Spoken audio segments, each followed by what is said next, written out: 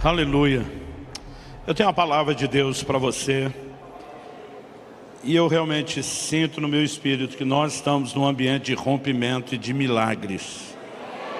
Então, eu quero que você, por gentileza, abra sua Bíblia na primeira carta de Paulo a Timóteo. Primeira carta de Paulo a Timóteo, capítulo 1. Nós vamos ler o verso 17. E a gratidão a Deus, a toda a equipe do Cefam, pela honra, confiança de nos permitir servir. Meu carinho e gratidão aos líderes da casa por nos receberem, uma edição da conferência aqui.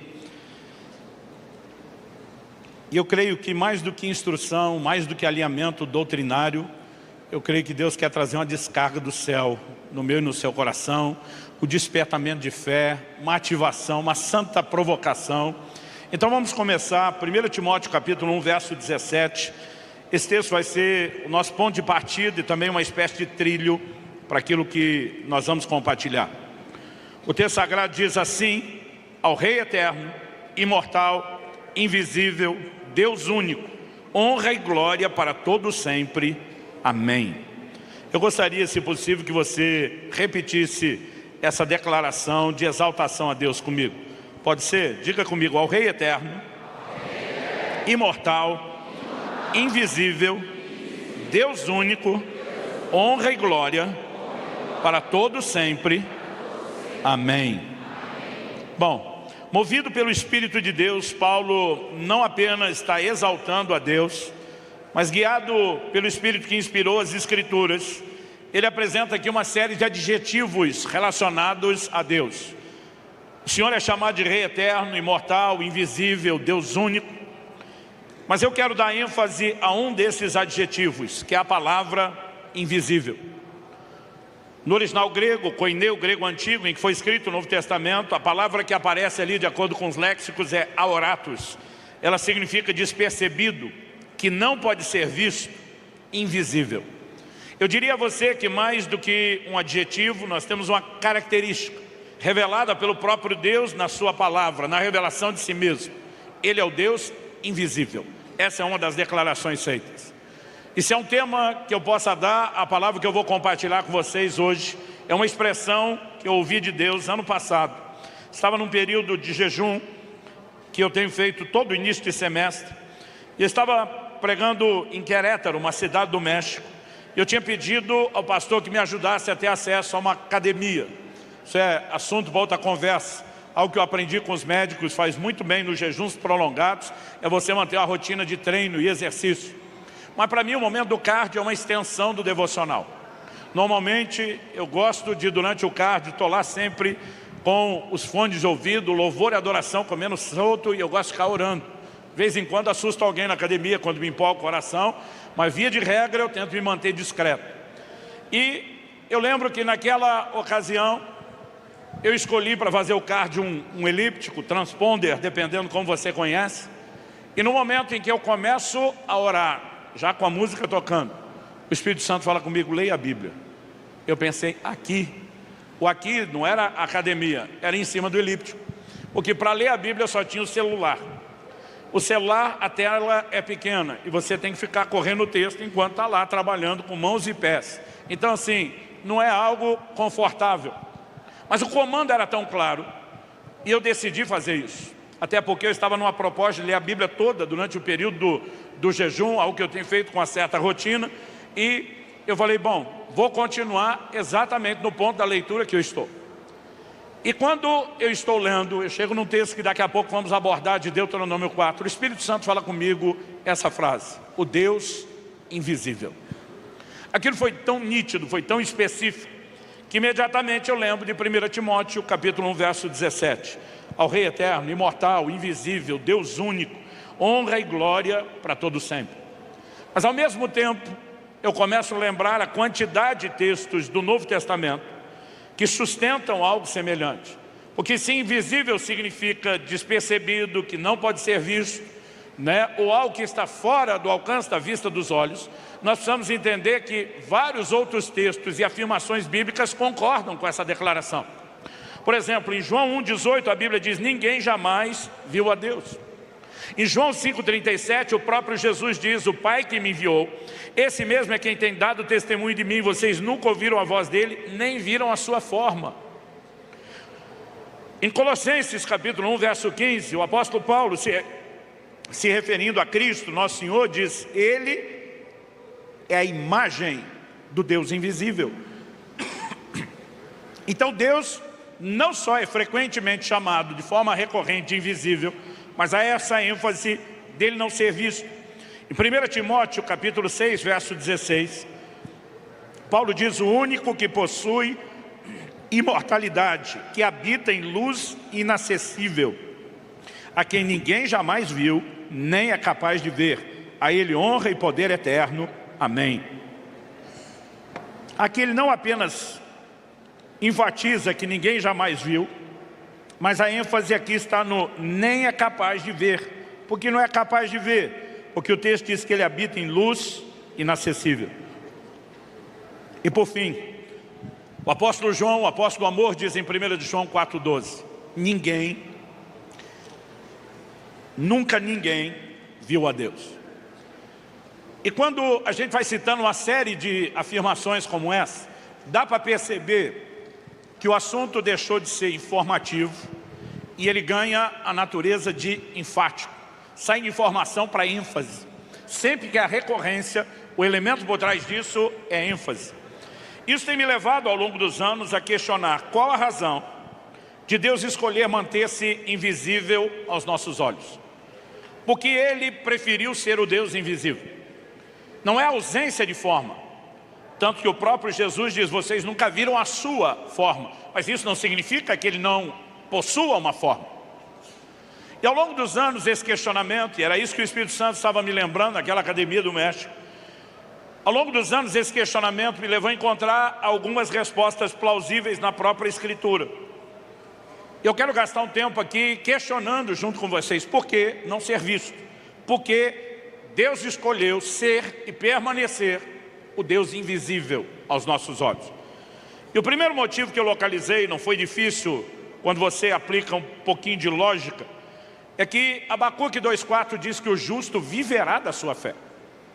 Eu e você não apenas somos salvos, nos convertemos por fé, mas a Bíblia diz que nós vivemos da fé. E o que é a fé? Essa declaração de Abacuque se tornaria um fundamento da doutrina neotestamentária. Paulo cita aos Romanos, aos Gálatas, ela aparece no livro de Hebreus. E o que significa a fé? Hebreus 11:1 diz que a fé é a certeza das coisas que se esperam e a convicção de fatos que não se veem.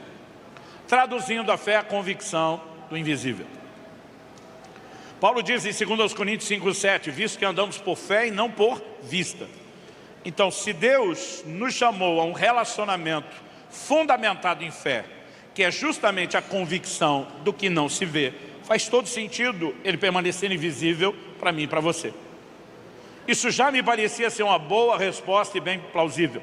Mas ao longo dos anos estudando, encontrei um segundo aspecto, que é o que eu vou chamar da questão da idolatria, ou a inclinação, o risco potencial do homem de fazer para si imagens de escultura. Em Deuteronômio, no capítulo 4, no verso 12, Moisés faz uma declaração. Antes de ler Deuteronômio 4:12, eu na verdade quero lembrar você que a palavra Deuteronômio significa segunda lei, ou repetição da lei.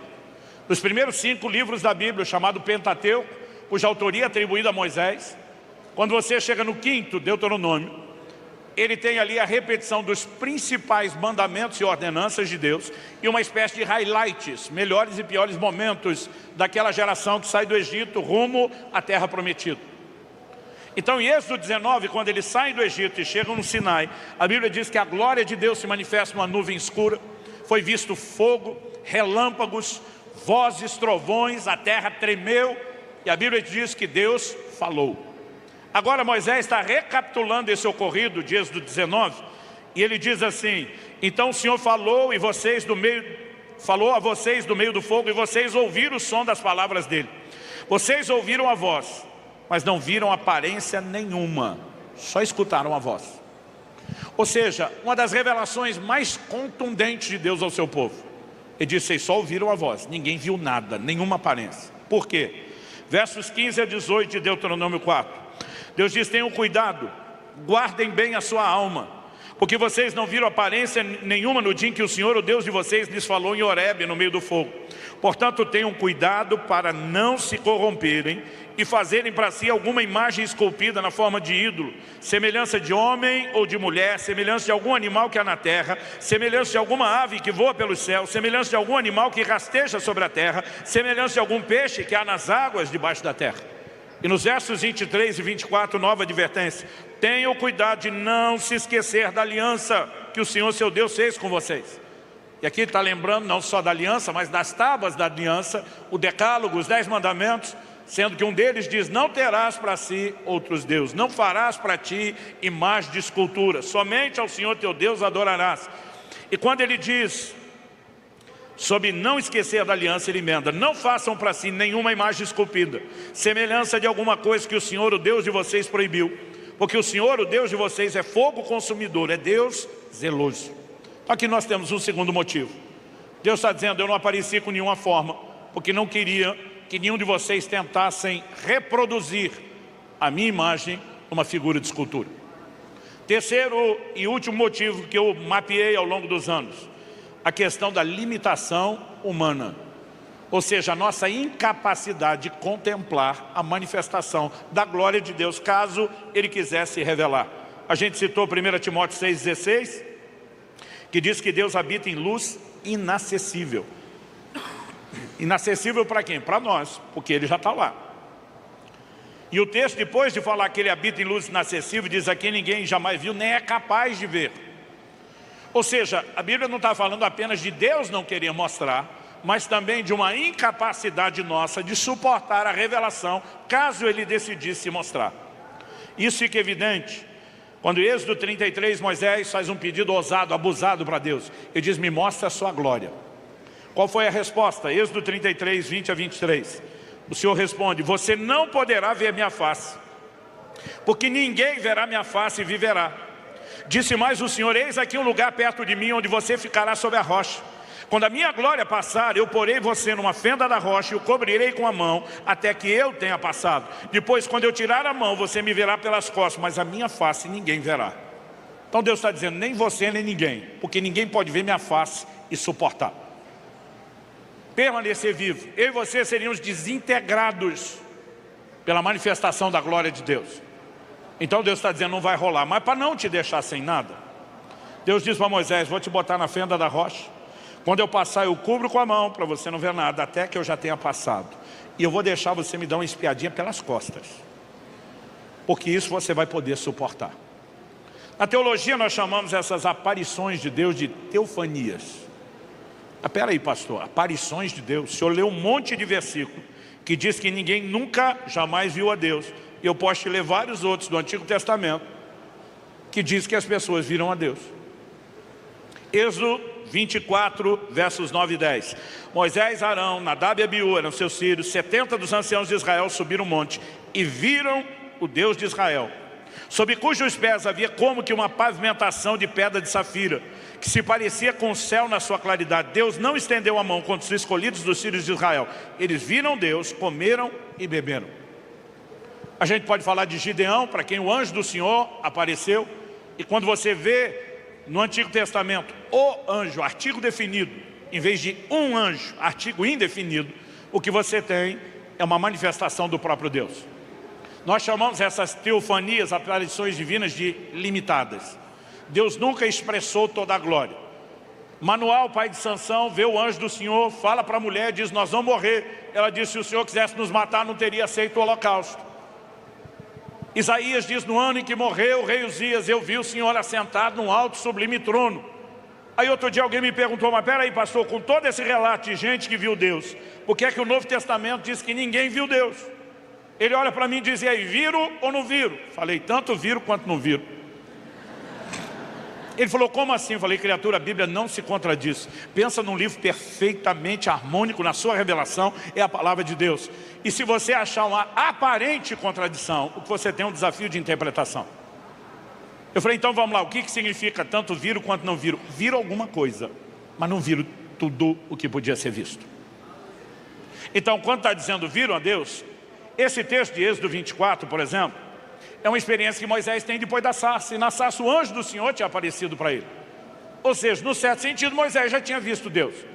Agora ele vê Deus de novo, só que ele fala, o texto relata que eles viram que uma pavimentação, como que de safira, debaixo dos seus pés. Dá a entender que mais vira os pés e a base do trono do que qualquer coisa. São sempre aparições limitadas, que não expressam tudo aquilo que Deus é. Então, quando o texto está dizendo viram, é porque viram alguma coisa. Quando lá na frente a nova aliança recapitula e diz ninguém viu, está falando da plenitude daquilo que pode ser visto. Dá para entender a diferença? E por que não viram a plenitude? Pelo que o próprio Deus explicou a Moisés. O Moisés já tinha a revelação da sarça, que já tinha de Êxodo 24. Agora no 33 está dizendo para Deus, me mostra sua glória. Ele mesmo está dizendo, eu sei que eu não vi tudo que dá para ver. E Deus disse, não vai rolar. Porque você não pode suportar. Agora preste atenção. Há uma promessa em 1 Coríntios 13, 12. O apóstolo Paulo diz que agora nós conhecemos em parte, mas então, quando vier a perfeição, a Bíblia diz, nós conheceremos plenamente, como também somos plenamente conhecidos. Se Ele é o Deus onisciente que nos conhece de forma irrestrita e nós vamos conhecê-lo do jeito que Ele nos conhece plenamente, então um dia nós veremos tudo o que tem para ser visto. Eu fico empolgado com a promessa desse dia e tenho muita paciência para não ver antes. Porque se tentar ver antes, vai desintegrar qualquer um que tentar vê-lo antes. Então, ao longo dos anos, eu olhei para essas coisas e isso para mim é mais do que suficiente. Eu posso esperar o dia dessa revelação e o assunto está resolvido. Mas, julho do ano passado, eu estou lá naquele elíptico na academia orando. E quando Deus fala, o Deus invisível, e eu lembro desses questionamentos e dessas respostas que eu mesmo apresentei, o Espírito Santo fala assim comigo, você não entendeu tudo. O Senhor diz, há um outro elemento a ser entendido. Eu não sei se eu coloco ele como um quarto ou um desdobramento de um dos três que eu já apresentei. Mas o Senhor me diz, quando você olha para a questão da idolatria, você não entendeu o cerne do que está lá. Falei, como não? O Senhor não mostrou imagem, porque não queria que o povo fizesse imagem. Parece estar bem claro. E o Espírito Santo fala comigo, imagem de quem? Porque na sua cabeça você só está pensando na imagem de outros deuses. Deus está dizendo, eu não mostrei a minha forma para que ninguém fizesse imagem minha. Não é só imagem de outros deuses que é proibido. Agora a pergunta é, por que é que Deus não queria que nós fizéssemos uma imagem dele? E esse foi um dos primeiros pecados de Israel. Lá naquela ocasião de Êxodo 19, quando a glória de Deus manifesta, a voz de Deus se faz ouvir de maneira audível para toda a nação, o povo fica apavorado e diz para Moisés, fale Deus com você e você nos conta, porque senão nós vamos morrer ouvindo a voz dele. Deus chama Moisés e diz para Moisés, daqui para frente eu falo com você, você fala para o povo, eles não vão mais me ouvir. Significa que o povo manda em Deus e diz para Deus o que fazer? Não. Significa que Deus não entrega nada para quem não valoriza. Deus diz, não quero ouvir, a partir de hoje não ouvem. Eu falo com você e você conta. O problema é que a partir disso, ninguém mais ouve Deus, só Moisés. E aí Êxodo 32 diz que Moisés sobe para o monte, chamado por Deus, onde permanece 40 dias. Eu vou ler do verso 1 ao 5 de Êxodo 32. 1 diz assim, o povo viu que Moisés demorava para descer do monte. 40 dias, gente. Não tem nada que indica que Moisés soubesse quanto tempo iria ficar lá. Não tem nada que indica que ele tenha avisado qual seria o prazo. O homem sobe o monte e não volta. Quando ele sobe o monte, a nação de Israel está offline, desconectada. Porque eles não ouvem mais Deus, Deus só fala com o cara. E o cara com quem Deus fala, sumiu, não volta. Moisés não sobe com o celular no bolso para mandar uma mensagem lá do alto do Sinai para o Arão. A glória está densa. Não sei quando eu volto, segura a onda aí. Não tem comunicação, ninguém sabe o que está rolando. Agora, depois de 1 mês e meio praticamente, o povo está agoniado. E eles dizem o seguinte, o povo viu que Moisés demorava para descer do monte, então reuniu-se em volta de Arão e lhe disse, levante-se, faça para nós deuses que vão adiante de nós, pois quanto a esse Moisés, o homem que nos tirou do Egito, não sabemos o que lhe aconteceu. Perdemos a conexão com Deus, precisamos de outra coisa. Eu ficava indignado desde adolescente, quando eu via esse povo rapidinho trocou Deus por outros deuses.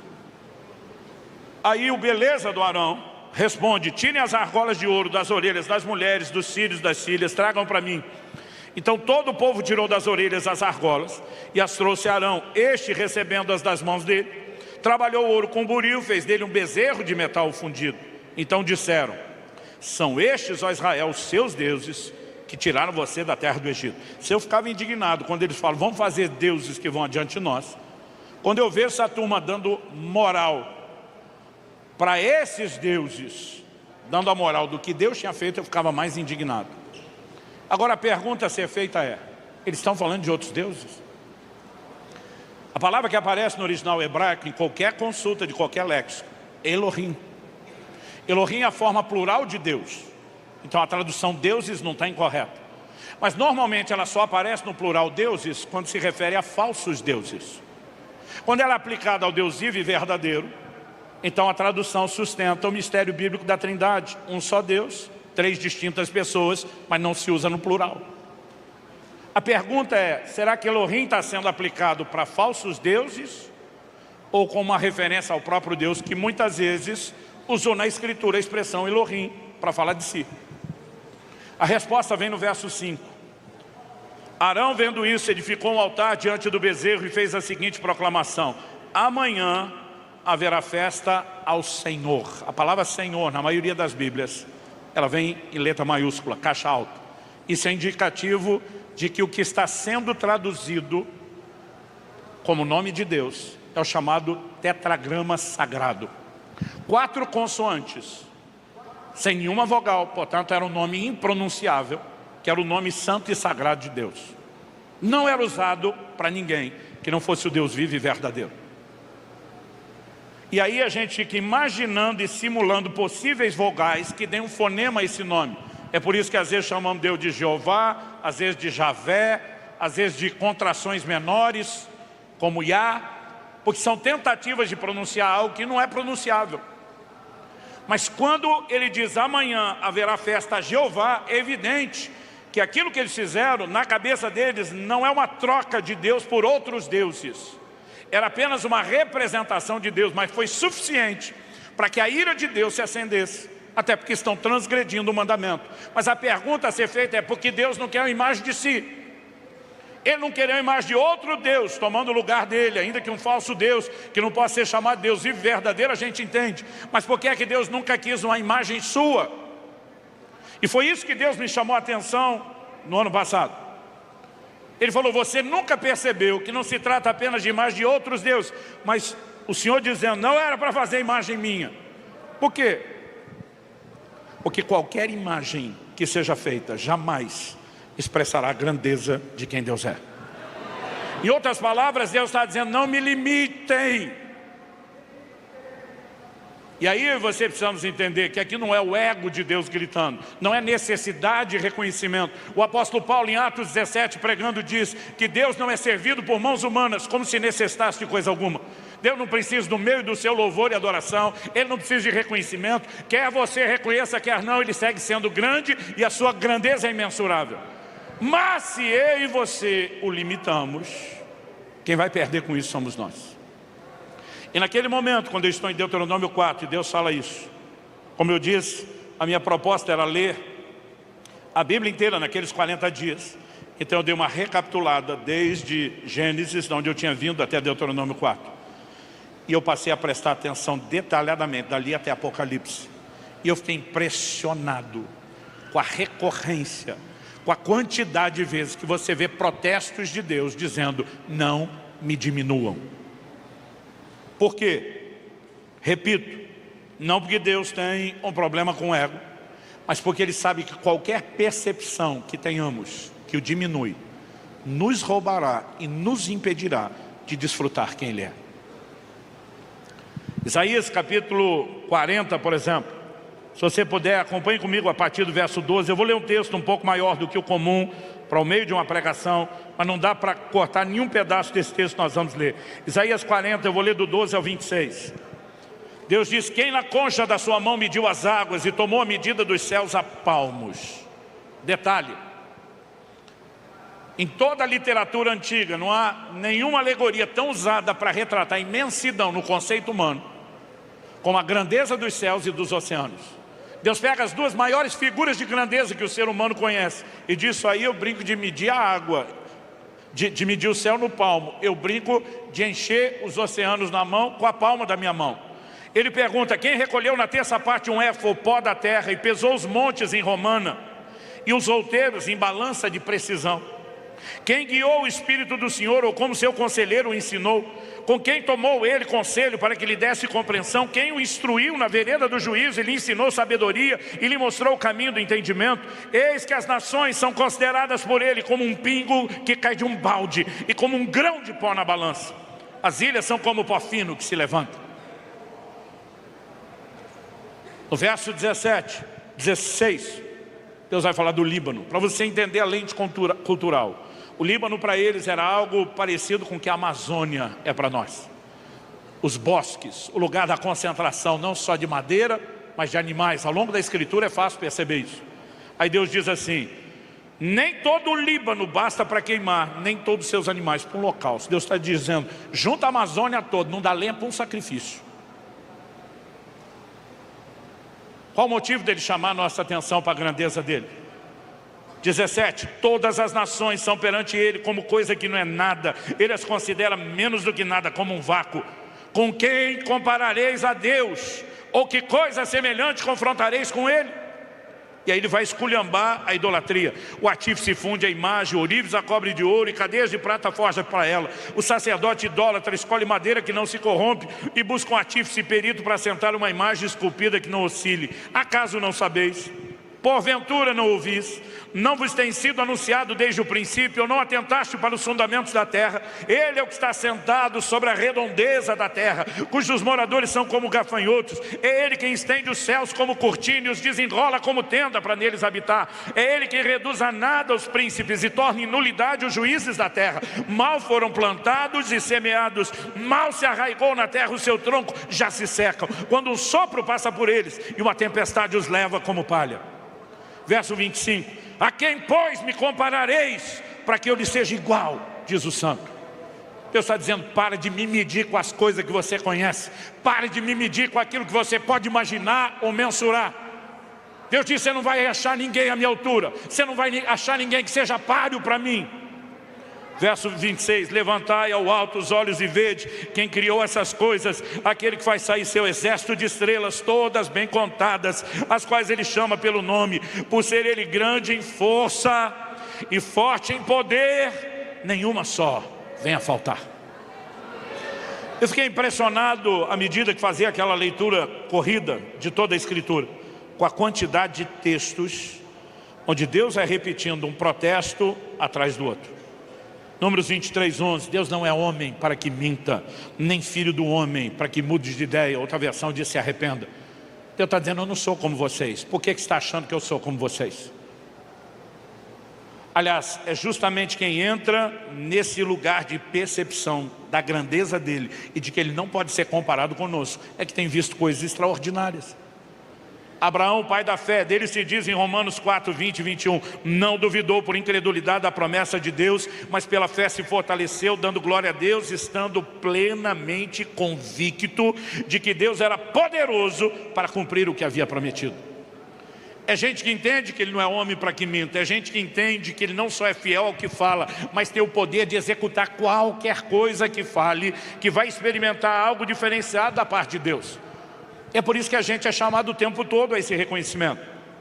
O anjo Gabriel na Anunciação diz em Lucas 1,37, porque para Deus não haverá impossíveis em todas as suas promessas. Em Marcos 10, 27, Jesus olha para os seus discípulos e diz para os seres humanos é impossível, contudo não para Deus, porque para Deus tudo é possível. O tempo todo nos chamando, abre os olhos, aumenta a sua percepção, entenda quem Deus é, não há limites para Ele. Então Deus está dizendo, não me limite a uma imagem, não me limite a qualquer coisa que você consiga mensurar, porque eu sou maior do que isso. O conhecimento de Deus, ele sempre nos levará ao rompimento espiritual. Não importa se nós estamos falando do âmbito pessoal, ministerial, O rompimento espiritual está ligado ao conhecimento de Deus. Daniel 11:32 diz: o povo que conhece seu Deus será forte e fará proezas. A revelação de quem Deus é vai afetar a sua identidade e a sua produtividade. O entendimento de quem você é e daquilo que você pode fazer. A maioria das pessoas que viveram experiências extraordinárias ou realizaram coisas especiais diferenciadas para Deus, elas tinham uma percepção singular da grandeza de Deus.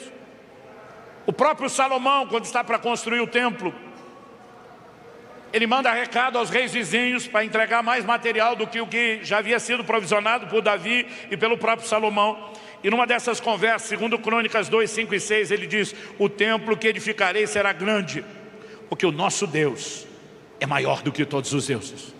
Salomão está dizendo: não tem chance de eu fazer uma casinha qualquer, igual a desses fakes Deus.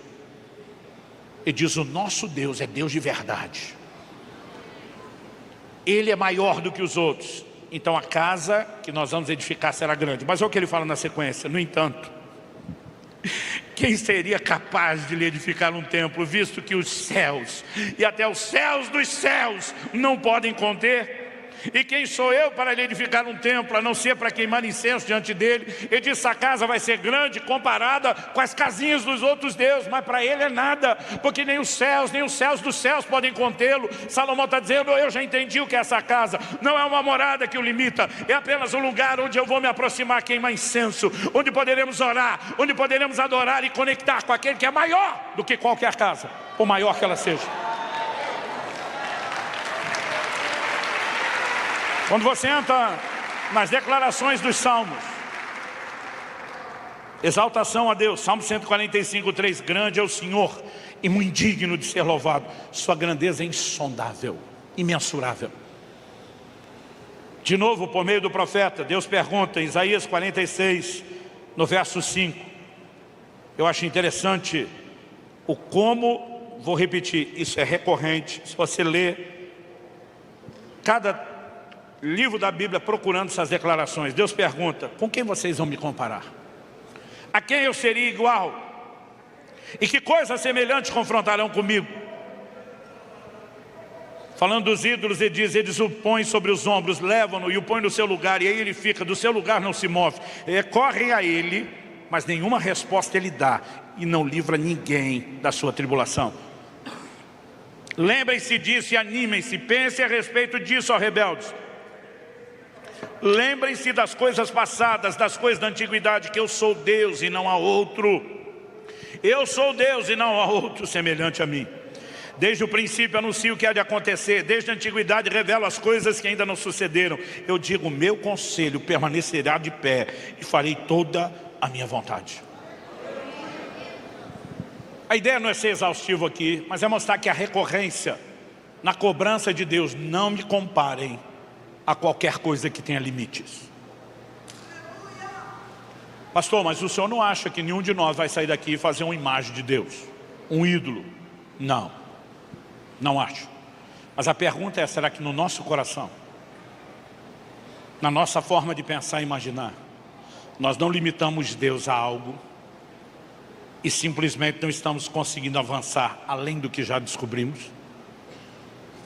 Moisés foi o cara que mais viu milagre, só perde para Jesus.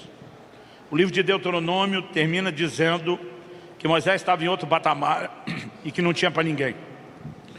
Deuteronômio 34, de 10 a 12 diz: nunca mais se levantou em Israel profeta algum como Moisés, com quem o Senhor houvesse tratado face a face, no tocante a todos os sinais e maravilhas que por mando do Senhor fez na terra do Egito a Faraó, a todos os seus oficiais e a toda a sua terra, no tocante às suas obras de sua poderosa mão, aos grandes e terríveis feitos que operou Moisés à vista de todo Israel. Nunca mais se levantou alguém, até que viesse aquele de quem ele disse: Deus há de levantar um profeta semelhante a mim. Então, até que Jesus venha, ninguém viu milagre como Moisés. Se você for observar a perspectiva aí de experiência com o sobrenatural, Moisés é o cara. Sabe o que Deus pode fazer. Mas tem uma hora que você vai ver o Moisés tentando dar o sermão em Deus, tentando dar uma aula de logística para Deus.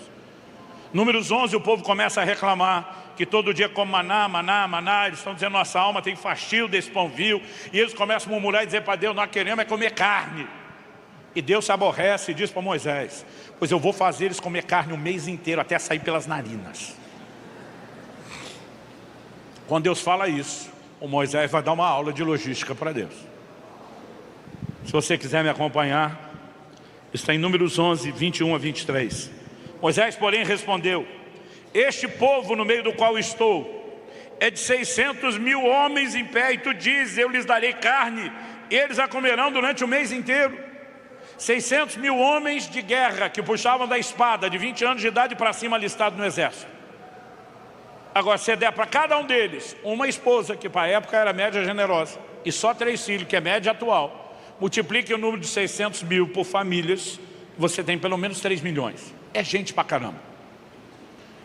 Mas um dia alguém me perguntou: pastor, por que muitas vezes a Bíblia só fala dos homens, não das mulheres e crianças? Falei: toda vez que ela faz isso, está falando de comida.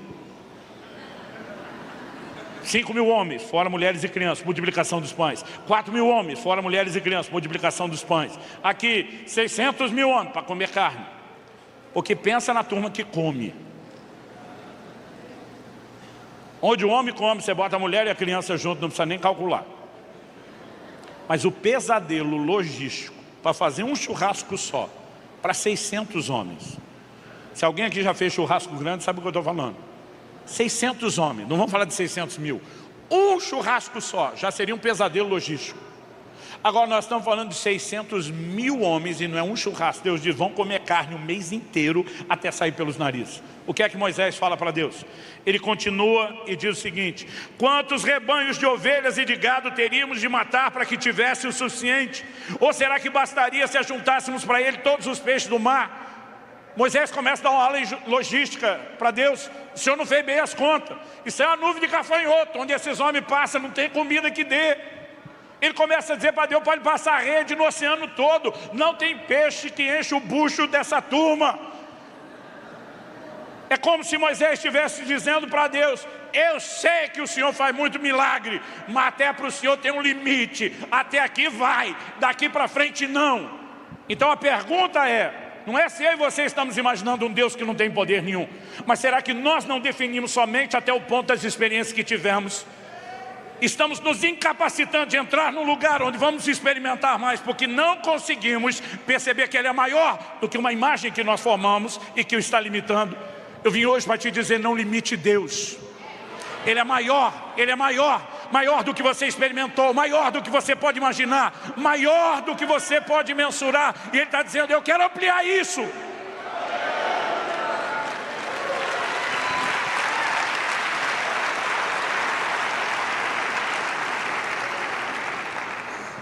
Pastor, o que de prático nós podemos tirar?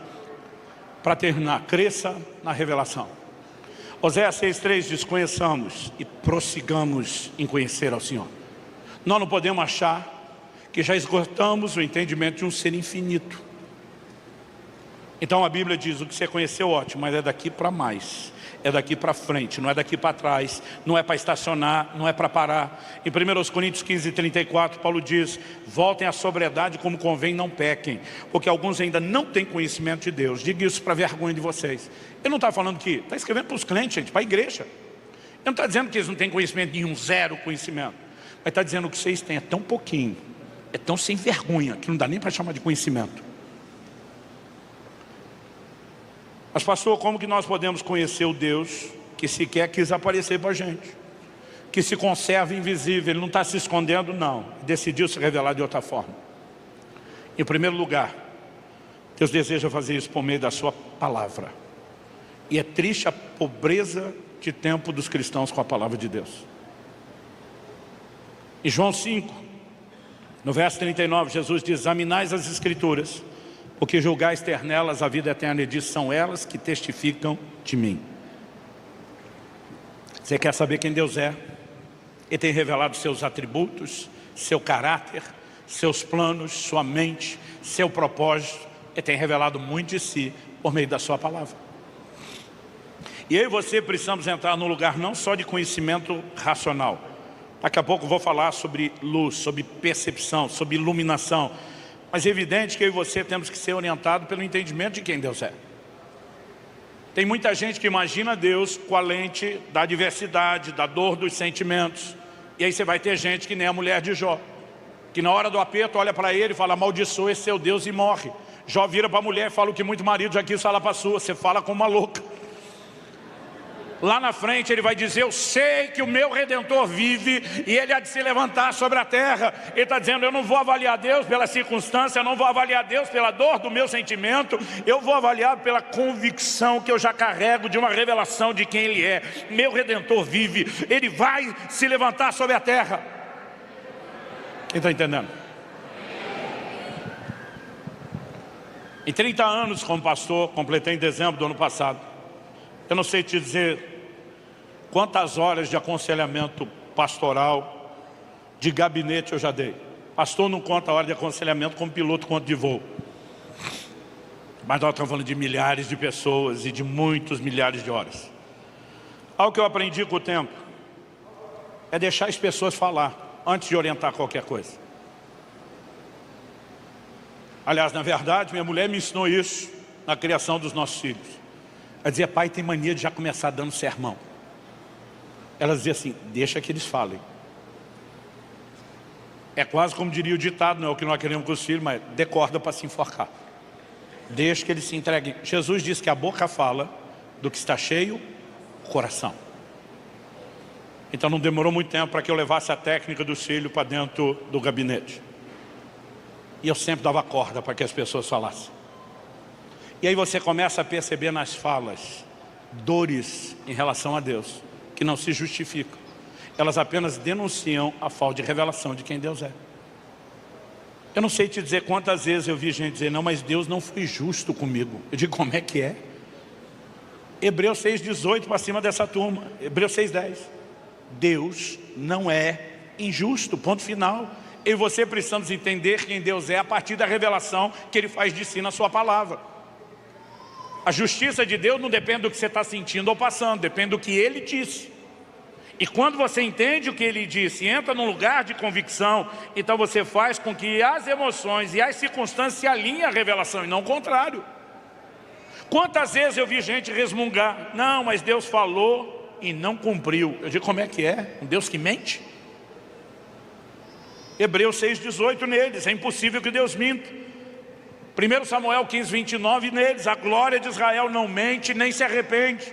Tito 1, 2 e 3 neles: o Deus que não pode mentir prometeu antes dos tempos eternos, no momento oportuno, na hora que Ele quer, não na que você acha, no momento oportuno, manifestou sua palavra mediante a pregação que me foi confiada por ordem de Deus, nosso Salvador. Não, pastor, é que Deus não nos guardou, não nos protegeu. Eu digo: como é que é?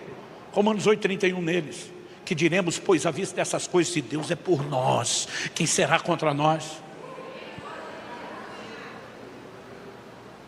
Um Deus que não se importa. Eu digo: como é que é? Romanos 8:32 neles: se Deus não poupou nem mesmo a seu próprio Filho, antes o entregou por amor de nós, como não nos dará juntamente com Ele todas as coisas? Se Deus entregou o que Ele tinha de melhor por você, crente, Ele faz qualquer loucura por você. Outro dia um ensinou para mim: não, Deus não foi fiel. Eu digo: como é que é? Deuteronômio 7:9 neles: portanto saiba que o Senhor, seu Deus, é Deus. Ele é Deus fiel, que guarda aliança e misericórdia até 1000 gerações aos que o amam e cumpre os seus mandamentos. Não há a menor chance dele não ser fiel. Outro dia um veio com a conversa: não, pastor, a Bíblia não fala da gente perder o primeiro amor, porque o amor não é assim tão perfeito, tal. Eu acho que Deus falhou comigo no amor dele. Eu digo: como é que é? Romanos 8:38 e 39 neles: porque eu estou bem certo. E aí a importância da convicção, fruto de uma revelação. Eu estou bem certo, diz Paulo, de que nem a morte, nem a vida, nem os anjos, nem principados, nem as coisas do presente, nem do porvir, nem os poderes, nem a altura, nem profundidade, nem qualquer outra criatura poderá nos separar do amor de Deus que está em Cristo Jesus, nosso Senhor.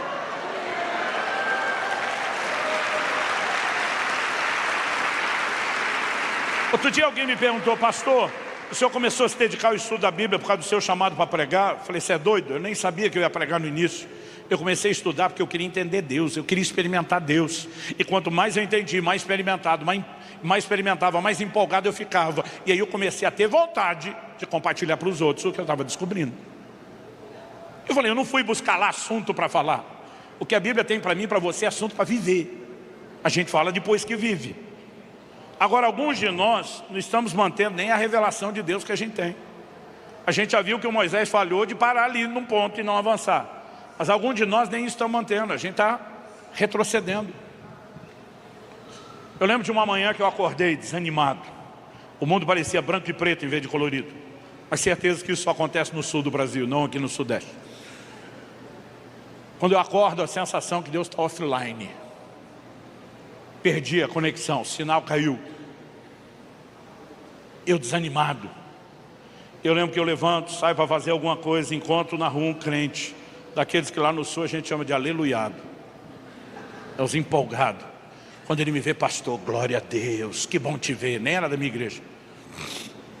Estava pedindo a Deus uma chance de te encontrar. Alguém me contou um testemunho do senhor assim, assim. É verdade? Ele pergunta, é verdade? Não é porque o crente mente, mas como diz o ditado, cada conto aumenta um ponto e às vezes a turma vai empolgando. Eu já vi umas histórias minhas que eu falo, isso nunca aconteceu. Às vezes misturar 3 histórias numa que não é mais verdade. Aí ele, é verdade? Eu falei, eu estava para o crime, eu não queria conversa. Ele, só isso é? Eu falei, você perguntou se é verdade? Eu respondi, não, pastor, o senhor não é assim. O senhor gosta de contar a história com detalhes. Eu estou pensando, hoje não, miserável, me deixa em paz. Ele, eu não saio daqui se o senhor não contar em detalhes. Eu penso, para me livrar de tudo, lá vai. Eu falei, então tá bom. O que aconteceu foi isso. Vou contando toda a história. Quando eu termino, ele, glória a Deus. Aí eu penso, estou livre. Ele olha para mim, e aquela outra história que fala disso, é verdade também ou é lenda urbana? Eu falei, é verdade, um finalzinho aí está meio aumentado, mas o resto é verdade. Ele falou, pastor, detalhes. Eu penso, miserável. Não sai se não tiver detalhes. Eu penso, esse é o preço, vamos lá. E eu começo a contar. Só que na segunda história, quanto mais detalhe eu vou dando, eu vou me lembrando de tudo que Deus fez. Alguma coisa vai mudando dentro de mim. Quando eu termino, eu falei, só essa tá bom ou quer mais? Eu percebi que Deus botou aquele abençoado no meu caminho. Para fazer o que comigo? Salmo 77. De 11 a 14 diz, recordarei os feitos do Senhor, certamente me lembrarei das tuas maravilhas da antiguidade, meditarei em todas as tuas obras e pensarei em todos os teus feitos poderosos. O teu caminho, ó Deus, é de santidade, que Deus é tão grande como o nosso Deus. Tu és o Deus que opera as maravilhas entre os povos, tem feito notório o teu poder. Cada vez você lembra o que Deus fez, você entra no lugar de não perder a percepção do que você já construiu. E é importante não retroceder, mas Deus não quer só que a gente pare de retroceder. Deus não quer que a gente recupere só o que a gente entendeu e talvez esqueceu. E eu sinto no meu espírito que nessa noite, Deus quer que alguns visitem o seu passado de experiências com o sobrenatural. Deus quer que você volte a se lembrar quem Ele é, o que Ele fez por você. E me deixe lembrar de algo. Quando Moisés vai dar toda aquela aula de logística para Deus, dizendo não tem como, não dá. Sabe como termina o verso 23 de Números 11? Porém o Senhor respondeu a Moisés, será que a mão do Senhor se encurtou? Deus diz, agora mesmo você verá se minha palavra se cumprirá ou não. Eu imagino Deus dizendo, Moisés, tu está de brincadeira. A minha mão agora diminuiu. Eu sou um Deus, só vou até um ponto e não vou além. Me ouça com atenção, virão dias onde a igreja está na iminência de entrar num lugar do sobrenatural nunca antes experimentado. Agora isso não será automático, não será espontâneo. Eu e você precisamos entrar no lugar de revelação. E se eu e você não só gastamos tempo com a palavra, mas combinarmos isso a uma outra química poderosa. Tempo de devoção com Deus, em especial vida de oração. Pensa na diferença. Jeremias 33:3, Deus diz, invoca-me que te responderei. Mas Ele não parou aí. Ele diz, anunciar-te-ei coisas grandes e ocultas que tu não sabes. Tem os crentes que não oram, tem os que entrar na oração, mas vão só até esse ponto. Eu invoco, Ele responde, eu peço, Ele atende. Mas tem alguns que estão conseguindo cruzar a linha da revelação. E eles entram num lugar onde se torna verdadeiro. Anunciar-te-ei coisas grandes e ocultas que você não sabe.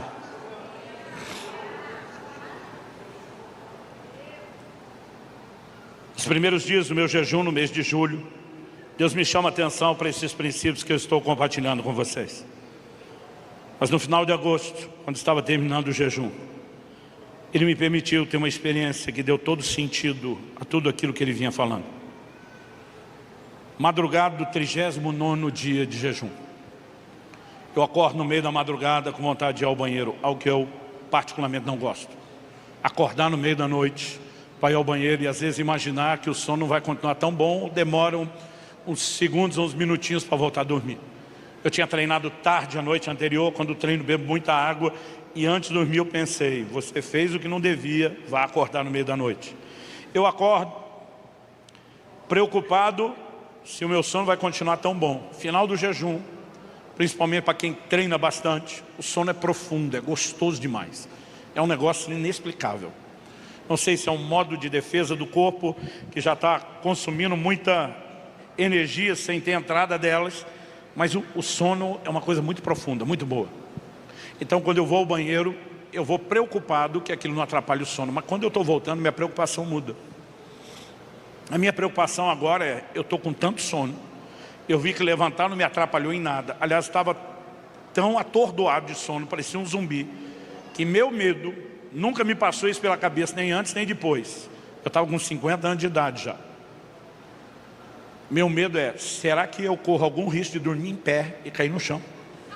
Sério, eu nunca pensei isso na vida, mas eu estava assim, que eu não via a hora, mirando a cama, vou chegar. Quando eu chego na cama, eu penso em encostar a cabeça no travesseiro, 3 segundos eu apaguei e estou feliz, pensando, não tem nenhuma preocupação ter levantado, o sono vai estar como era antes. Na hora que eu encosto a cabeça no travesseiro, algo dentro de mim, não parece ser uma voz, não dá para entender se é um pensamento, um sentimento, era simples demais, não tinha nada espetacular. Parecia uma autossugestão. Por que você não ora um pouco? Eu pensei, eu não quero orar. Eu quero dormir. Vocês diziam, misericórdia, pastor, não gosto de orar. Falei, 38 dias orando, ia continuar no dia seguinte, quando acordasse, orando e jejuando. Mas naquela hora eu queria dormir. Então a primeira coisa que eu penso, isso não é de mim, não pode ser da minha cabeça, porque eu não quero orar, eu quero dormir. Aí eu penso, por eliminatória, isso não é de mim. Pode ser algo que venha do reino espiritual. E agora que eu transfiro a possibilidade para o reino espiritual, eu penso, do diabo não é. Ele não é besta para me chamar para orar. Não tem nem o que pensar, não precisa nem discernimento. Então, por eliminatória, sem nenhuma convicção de nada especial, eu penso, será que é Deus me chamando? Mas não parecia ser nada convincente ou espetacular. Mas eu penso, se for da minha cabeça, o que não parece ser, o máximo que eu posso perder é um pouco do sono gostoso, prazer inferior. Mas se for Deus chamando e eu não atender, eu vou perder um prazer superior. Eu olho para um lado, olho para o outro e falo, eu não sou besta nem nada, vamos orar. Mas eu não estou com empolgação para orar. Eu estou tão atordoado de sono que eu mal estou pensando. E eu já comecei, não sei se já aconteceu com você. Eu já vi gente falar tanta bobagem em vigília porque está com sono. Outro dia um amigo meu, ô senhor, que Deus te abençoe. Eu falei, como é que é? Ele nem percebeu o que falou. Já ouvi cada besteira. E aí eu atordoado de sono, começo a oração assim, Senhor, quero te agradecer por mais um jejum que está terminando. Eu mesmo penso, o que é que eu estou orando? Eu estou agradecendo que Ele me sustentou até aqui, ou aleluia, vai acabar. Porque não era para eu estar fazendo festa, como se fosse algo ruim. Enquanto eu mesmo estou pensando se eu já comecei direito, porque eu toquei no assunto do jejum, eu lembro de outra coisa. Minha mulher e meus 2 filhos estavam me acompanhando naquele jejum.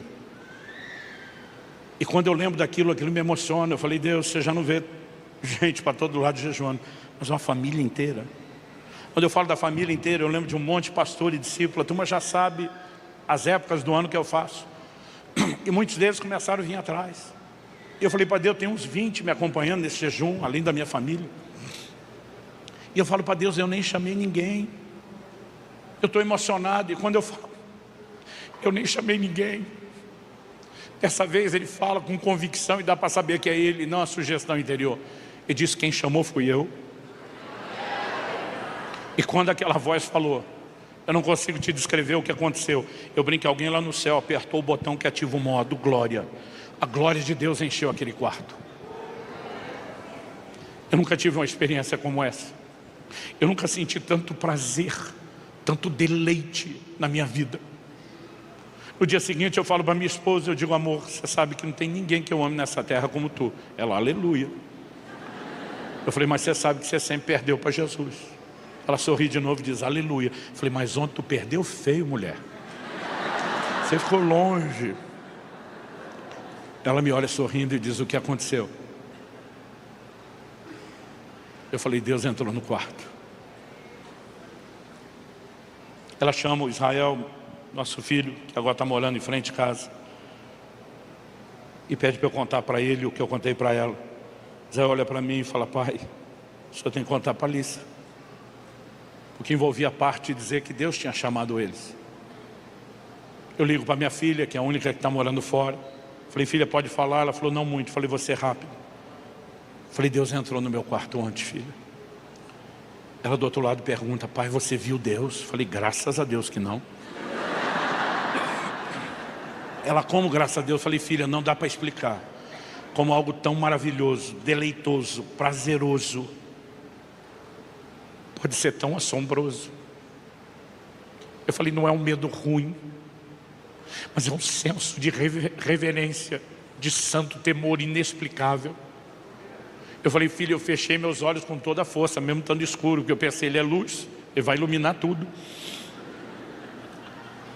Eu falei, eu escorreguei daquela cama, eu botei a cara no chão, mas eu continuava tampando meus olhos, de medo de ver algo. Ela falou, pai, mas você sentiu o lado que ele estava? Eu falei, esse é o ponto, filho, ele não estava de um lado ou outro, ele estava em toda parte. Ele estava à direita, à esquerda, à frente, atrás, em cima, embaixo, dentro e fora. Não dá para explicar uma coisa dessa. Eu sentia que o meu corpo fosse como uma peneira tentando segurar a luz e aquilo atravessando. Parece que a glória de Deus atravessava toda a matéria. Mas não era só meu corpo. A sensação que aquilo impregnava tudo pela primeira vez. Eu chego perto de entender o que Salomão, pelo Espírito de Deus, diz, nem os céus dos céus podem te conter. A sua grandeza é insondável. Eu nunca tive uma percepção da grandeza de Deus como naquele momento. E Deus quer nos levar a uma combinação do entendimento e da revelação das Escrituras, com um novo nível de percepção no Espírito do que Ele pode. Onde nós estagnamos num lugar, como quem diz, até aqui vai, esse nível de milagre, beleza. Até aqui tudo bem, esse nível de provisão, beleza. E Deus está tentando dizer para mim e para você, será que minha mão se encurtou? Você acha que eu não posso ser Deus além disso? Mas ao mesmo tempo eu estou falando de um chamado, porque eu creio que é algo profético para o tempo e a estação. Deus está tentando nos chamar para voltar ao lugar da presença dEle. O lugar onde a gente passe a ter percepções e revelações, que amplie o nosso entendimento, nos faça crescer na revelação de Deus, para que a gente experimente mais dessa grandeza que está à minha e à sua disposição. Quem está entendendo, diga amém. Vamos ficar em pé para parecer que está acabando.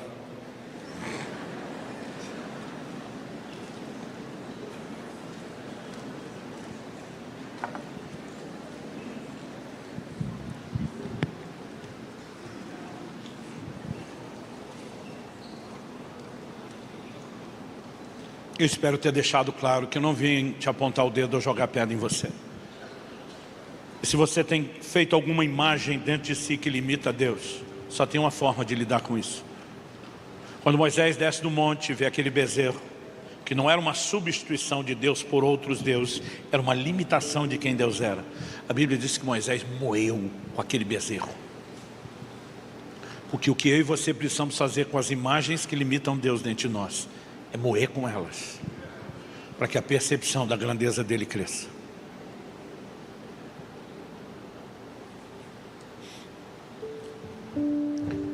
Eu sinto a doçura da presença dele de uma forma diferente nesse lugar, desde o momento da adoração. E quase sempre que eu percebo essa presença dessa forma, eu sinto que Deus está dizendo, eu quero tocar, eu quero banhar corações, eu quero me misturar neles, eu quero me mostrar. E eu gostaria que você pudesse orar dizendo, Senhor, eu não quero te limitar. E se eu tenho criado imagens que limitem a expressão do seu poder ou da sua grandeza, eu quero moer com esses limites. Eu quero crescer na revelação. Deus não nos trouxe aqui para nos culpar de estar limitando. mas para nos advertir, para nos instruir e nos levar a um lugar de rompimento. Alguns estão lembrando de momentos na presença de Deus, desde o início da caminhada ou do ministério, e tem um sentimento de saudade aí dentro. É Deus te chamando de volta. Outros estão se lembrando de alguns níveis de milagres que deixaram de ser frequentes ou recorrentes na sua vida. Ele está tentando te dizer: eu não mudei, eu não quero dar manutenção só nesse nível, eu quero te levar para algo maior. Eu creio que nessa noite haverá uma descarga de Deus nos nossos corações.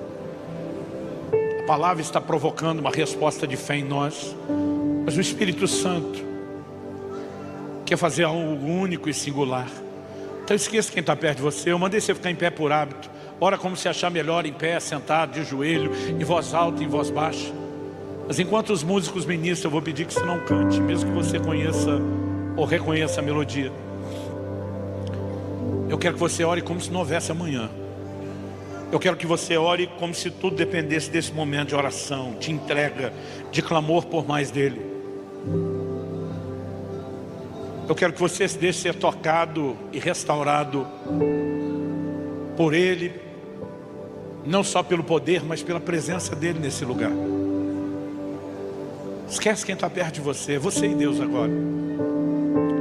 Vai com tudo, se joga nele.